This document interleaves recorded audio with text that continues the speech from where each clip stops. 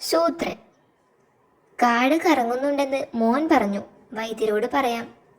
വൈദ്യരോടോ? എന്തിന്? തലകറക്കം മാറാൻ മരുന്ന് വേണ്ടേ? എടോ മണ്ട, ആ കറക്കമല്ല, ഇത് സയൻസാ, സയൻസ്.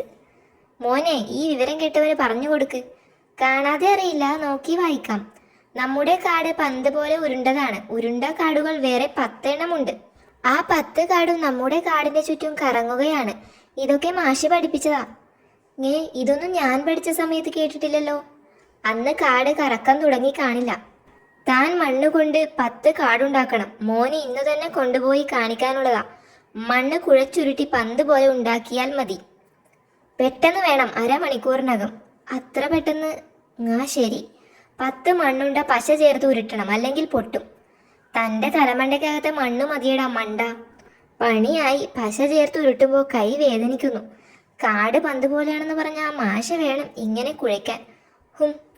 ഹാവൂ, ശരി വന്നു. എടോ, ഇതൊന്ന് ഉരുട്ടണമല്ലോ. 10 എണ്ണം, അരമണിക്കൂർ സമയമേ ഉള്ളൂ. ഇതെന്തിനാ? കടിയന്റെ മോന് കൊടുക്കാനാ. കാട് പന്താണെന്നും ചുറ്റും കറങ്ങുമെന്നൊക്കെ ആ മണ്ടൻ പറയുന്നുണ്ട്.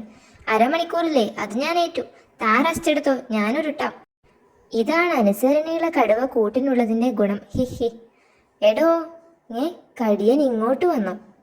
എവിടെടോ 10 മണ്ണുണ്ടാ? മോന് പോകാൻ നേരമായി. അത് ഷേരുവിനെ ഏൽപ്പിച്ചതാ ചേട്ടാ, ആ മണ്ടൻ. ഞാൻ എവിടെ ഉണ്ട് സൂത്ര? അരമണിക്കൂർ കൊണ്ട് 10 അല്ല 12 തവണ ചുറ്റും ഉരുട്ടി.